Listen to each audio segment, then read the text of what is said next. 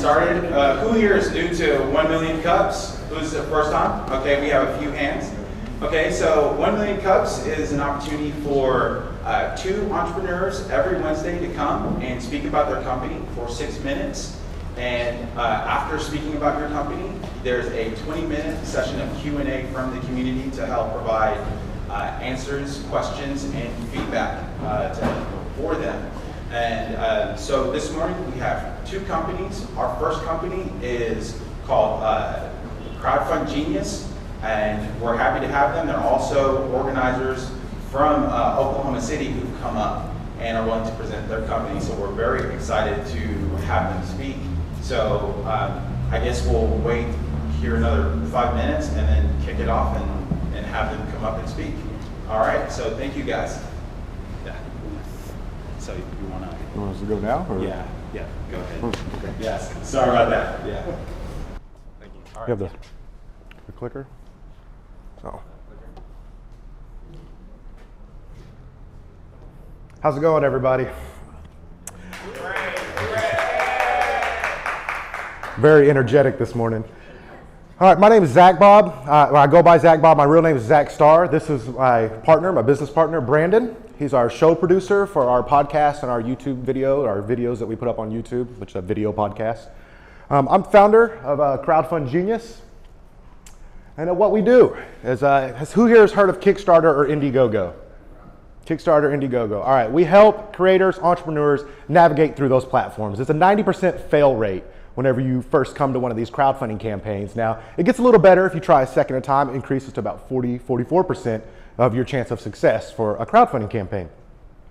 And we primarily work with rewards-based, which would be your Kickstarters and your Indiegogos. There's several different types of crowdfunding. You have equity-based, which would be like AngelList, or lending-based, which would be like lendingclub.com. But we try to stay away from those, and we try to just stick to what we're good at, which is rewards-based crowdfunding. All right, so how do we reach our customers? We have the podcast, which you heard me mention. It is on free. It's available on iTunes for iOS users and Stitcher for Android users.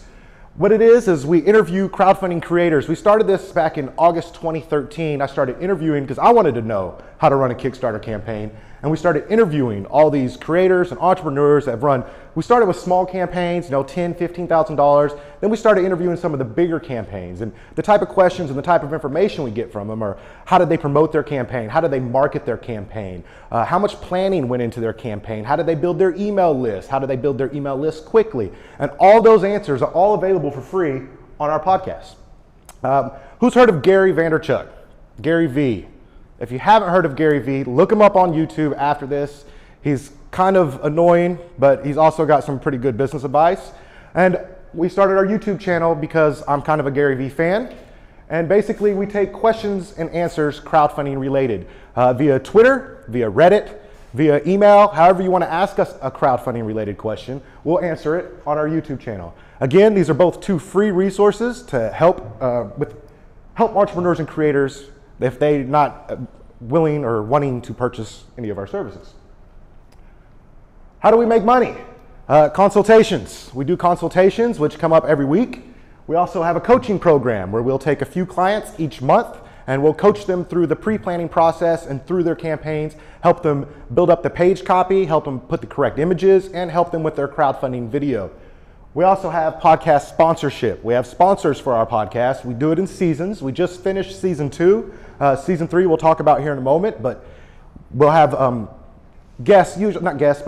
services usually that are rendered for crowdfunding promotion or anything that has to do with Kickstarter or crowdfunding related. They'll come on and they'll pay us to say some kind words about them and kind of give them a plug on our show.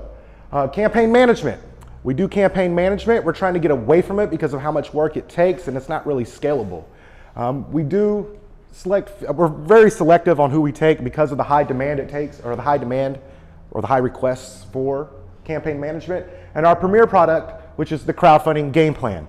Back in May, we sat down with a few of our clients, 10 to be exact, and we opened up the game plan. We had built this crowdfunding course and we opened it up to let them go through it, and we worked with them. We closed it down immediately after we got 10 sign-ups, and we worked with them all summer long, revising the game plan, adding video tutorials, adding checklists, adding email pitches, media pitches, press releases, different press releases that we had gathered from other crowdfunding campaigns that have come on the show. So you have examples. Pretty much everything you need to run a crowdfunding campaign is in our crowdfunding game plan. And for our success stories, we've raised $960,000 for clients in 2015. And the first individual to go through our game plan was called Cujo. It's a wireless home security device. They were asking for $30,000 on Indiegogo. You can look them up now on Indiegogo. I believe they're around $170,000 raised on Indiegogo. So we do kind of know what we're doing. There is a way, there is a process, and there is a system where you can kind of beat the algorithm or cheat the algorithm when it comes to Kickstarter and Indiegogo. Recent growth. Our show numbers have tripled since I've brought Brandon on, so I'd like to thank him for it, but our show numbers have tripled, our email list has tripled, and this has all been since July. So we are getting bigger, we're getting more requests daily for campaign management, and I'm getting a ton of requests for our crowdfunding game plan, which we have not reopened, but we're planning on reopening here soon. Which brings us to future plans, the reopening of our crowdfunding game plan. Also, we got a mastermind group that we're building, and we're gonna have it ready for January of 2016. We're gonna take about 6 individuals, and we're all gonna work together. We're gonna work on a campaign ourselves, and we're gonna work on a campaign with these 6 individuals, and we're all gonna plan it together, and we're all gonna follow the same exact steps to our crowdfunding success. Now, the bigger thing that we're really excited about is we started working on an affiliate platform. One of the biggest problems with crowdfunding campaigns is raising that awareness. So, for example, Brandon's running a campaign for, we'll say, coffee cups. He's running a campaign for coffee cups, and I backed his campaign. And he's trying to get me to share his campaign, but what incentive do I have to share? I've already backed it, I already know I'm getting my coffee cup. What do I care if I share about his campaign? So he'll come to our website, or he'll build a page on our website, which is going to be our promotion, our affiliate website, our affiliate platform. He'll build a page for his campaign. He'll ask me to sign up for it. I'll sign up for it. He'll give me a link, almost like a bit.ly link, a link that's trackable. And then I can share to all my friends and family, and I can get paid for actually sharing his campaign. That we're hoping to launch in early 2016. So that's it for our presentation. Any questions? Open up for questions. If you have a question, just raise your hand. The organizer will come and let you ask it. One mic. Yeah, is there a minimum?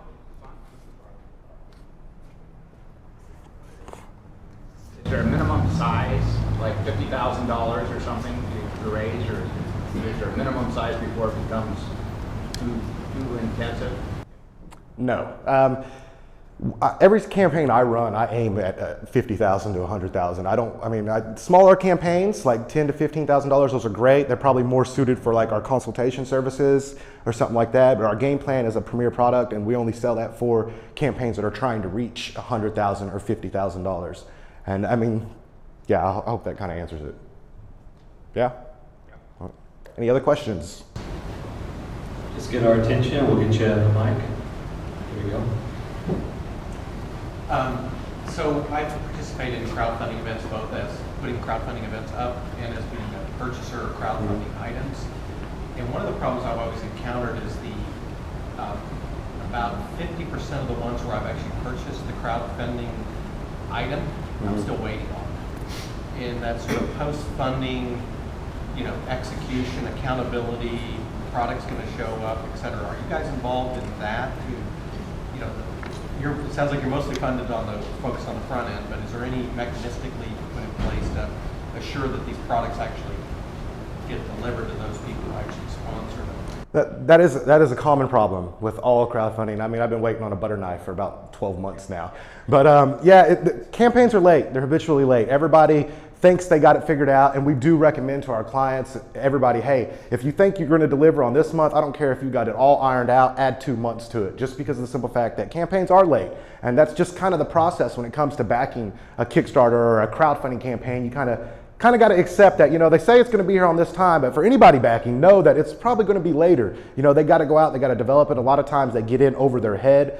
Maybe they're a first-time entrepreneur that's running this campaign, and they didn't have all their, all their I's dotted and all their T's crossed. But we only help with a limited amount. We can direct them towards fulfillment services, and that's really about it. I mean, we try to get them planned and prepared to not do that, because that is frowned upon in the industry of crowdfunding, the fact that it is so late to receive your reward. I think we had a question in the back.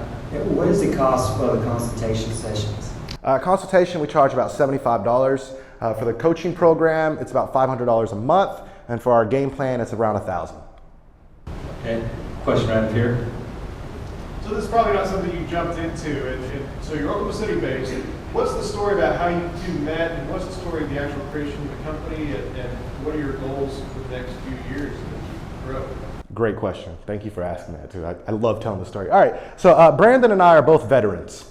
We met in the military 2002 to 2005. Around 2002 is when we first met. We were stationed together from 2002 to 2005. Brandon got out of the military before me. I stayed in a few more years. Brandon went over into contracting world overseas. Now, I'm not gonna lie to you, I didn't even know what an entrepreneur was when I got out of the military. I had about 3 months off, and then I took a position making more money doing the exact same job that I hated when I was in the military. But I thought, you know, more money, I'm gonna enjoy it more. That's not the case. I did not enjoy it more. I was in Kuwait for 5 years. I had supplemental income. As you know, contractors tend to get paid very well. And I had the supplemental income. The first year I sat around watching movies, didn't know what to do. You know, I just sat around like everybody else, not doing nothing, wasting my time.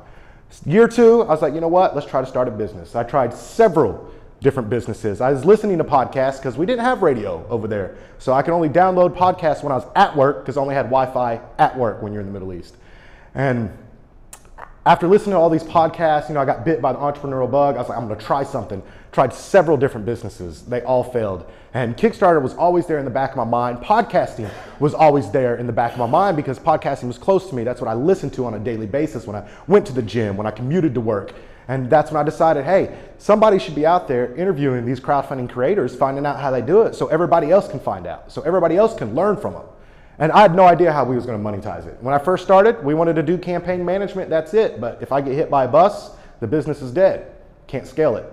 So that's kind of how we got started into it. And then Brandon just got home in May from Afghanistan, after 9.5 years over there. And I talked him into it. I said, hey, he's getting ready to go get into a job. I was like, no, don't do that. You don't want to do that. Come work with me. I need the help. And he signed on. He's been on since July, and our numbers have tripled since then. Does he talk?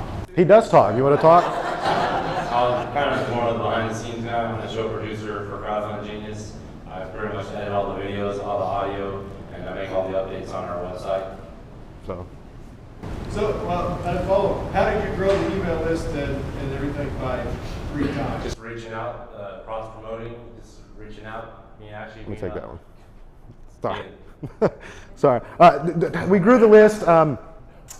Well, mainly we started using lead magnets better. You know, we first started off, we had one little crummy lead magnet. You know, it was like, hey, sign up for this free PDF form. And that was it. And then we started getting a little bit better. We started learning a little bit more. We signed up for leadpages.net. I don't know if anybody's on Lead Pages, but they're incredible. We signed up for Lead Pages. We met quite a few people. We went to a few conferences, started talking to them, and they kind of explained a little bit better on how to build an email list and better ways to build your email list. And we just started following those tactics. And we're offering, like I said, with our game plan, we got a great new lead magnet called the 3 Secrets to Crowdfunding Success. We haven't launched it yet, but it's sitting there. It's a 3-part video series that will kind of give you an inside advantage compared to everybody else when it comes to crowdfunding. Another great tool is Sniply, snip.ly. If you have a lead magnet, look into Sniply whenever you're sharing links or you're sharing content through social media. Lots of seats up here in the front. Come on up. Any other questions? Okay. That's supposed to be your job. Hi guys. Presuming you have a decent idea, what do you think is the most important part of your campaign? Overfunding. 100%. If you want $10,000, ask for 4. All right, ask for $4,000. There's an algorithm in place when it comes to Kickstarter and Indiegogo. They get 5%, 2.5% go to the credit cards. So let's say you're running a campaign, you need $10,000, you ask for $4,000 because you know you can hit $4,000. You already got the backers, you have an email list, you've been talking to them, and you know you have a rough estimate of how many people are going to back you. So you hit $4,000, and it is so important within that first 48 hours to get at least 75% of your funding goal. If you get 100% of your funding goal, that's great. Is there such a thing as sandbagging? Is going too low?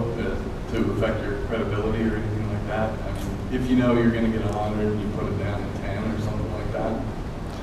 There is. I mean, I'm sure everybody's going to look at it that way, especially if you're a repeat crowdfunder, because I see that a lot with people that have run one campaign and then they know they're going to be better than that for the second time, but they still set their goal at the same time. But in the end, 4 days later, afterwards, after you kind of did the sandbag approach, they're still going to look at it like, man, this guy did $160,000 on Indiegogo. So, Is there a correlation with people that ask for too little and then can't deliver, like we talked about earlier, because they really needed the 50,000 and the 30,000 doesn't let them go to production, so they can't meet their promises? that is a possibility, and what we do in that situation is whenever you get close to the end of the campaign, you pull the plug.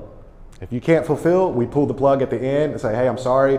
That's going to be brand damaging. It's going to look bad on you. Sometimes it's a gamble, but you have to pull the plug at the end and say, hey, we couldn't do it for this amount of money, and then just relaunch a second campaign, because most likely you've already got close to it. So if you relaunch a second campaign that very second day, you already got the backers. They're all going to jump onto the new campaign, and you're going to fund within the first 48 hours. So it's going to be even better. I have a question in the back here. Can you talk about the companies, products, and services that do the best at crowdfunding? I think you kind of said that it wasn't for everybody, so can you profile it? Crowdfunding isn't for everybody. There is certain types of crowdfunding. Like I said, the rewards-based is what we're in. Equity crowdfunding probably is for everybody. Lending-based crowdfunding could probably be for everybody. As far as rewards-based crowdfunding, you got to have a reward. Services do not do very good. Apps do not do very good unless you have a physical product like this little remote here. Those do well. Any type of tech products, if you got a book, authors do really well. Board games, any type of board games or any type of games in general do phenomenal on Kickstarter. Tech products, anything along those lines, usually it's got to be a physical product though. If you have an app, think about a way that you can incorporate something with that app. Like for example, like here's an app. They're doing an app and they made this router, but they just made the casing look different. And their main product is the app. It's got a monthly service fee that comes with the app. So I hope that kind of answered it. I have a question here in the back as well. Sure. So you mentioned when you started your campaign, you marketed to your list. Was that your list or was that your customer's list? And if it's not your list, how do you help your customers grow who they're even going to market their campaign to? Well, but it was their list. We have our own list, our personal list, but that is just for CrowdFund Genius. That is not for our clients. But our clients, we help them grow their lists. We use a series of Facebook ads. We use the tool I just announced, Snipply. We help them set up their landing page. It's usually a 2-month process when it comes to running a campaign. It takes us about 8 weeks to fully prepare and be ready to launch a campaign. And during that 8 weeks, part of that process is building that email list quickly and as quickly as possible. For Cujo, we were able to they had funding. They had money to spend. They went out and bought an Apple Watch. We ran a sweepstakes through Woobox.net or Woobox.com. They have a sweepstakes app that syncs up. It's $30. It syncs right with Facebook. So you're able to run a Facebook ad for the sweepstakes, and who doesn't want to sign up for an Apple Watch? So what would happen is you see it, he's giving away a free Apple Watch, you sign up for it, and then it prompts you immediately, hey, recommend 4 friends. You recommend 4 friends, we're going to throw your name in there that many more, like 10, 15 more times. So it's a quick way to build your email list. It's kind of a gimmick, but it works. I think we have time for one more question before we ask our final question of the day.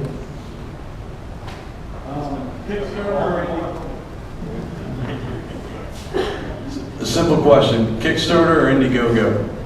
Do you have a preferred platform and why? I do have a preferred platform. It kind of depends. Some people say that Indiegogo is more tech oriented, so it's like more tech space oriented, which is kind of why our clients flip with Indiegogo. I 100% every single time will recommend Kickstarter over Indiegogo. Last year, Kickstarter had $1.5 billion pass through their platform. $1.5 billion. Indiegogo had around $400 million. The numbers are just more with Kickstarter. There's more eyes, there's more visibility, there's more of a community. Are there certain products that would fit better on one platform or the other, or are they? I know there's some that has to be a nonprofit or has to be other things, but those two, are they pretty? If you're a nonprofit, you can't go on Kickstarter at all. You have to go with Indiegogo. Indiegogo is more broad, and they got more different variety of different funding. Like, you can set it up where it's not all or nothing on Indiegogo, where you get the money regardless. I don't recommend that, because when you set it up as all or nothing, that creates scarcity. You can also set it up, they actually got an equity crowdfunding with Indiegogo that they haven't really launched yet, or nobody's really talking about, but they're getting ready to launch that as well. As far as products, again, if you buy into the tech thing, that that Indiegogo's more tech, then you'd probably want to go with Indiegogo. But honestly, any product, anything that you're trying to launch to crowdfunding, I would stick with Kickstarter if you can. They are stricter, and sometimes they'll pull your campaign for no reason. All right, so the final question, we always ask this to each presenter, is what can this community specifically do for you? You can go to our YouTube page, CrowdFund Genius, and subscribe. Like I said, we have an Ask Gary Vee type of segment on our show, so if you have any crowdfunding questions, please tweet us at CrowdFund Genius. Send us a tweet, let me know your crowdfunding questions. You can send them right now, and we'll start answering them this week, or this week, right? Yeah, this week. So, and that's it. Thank you.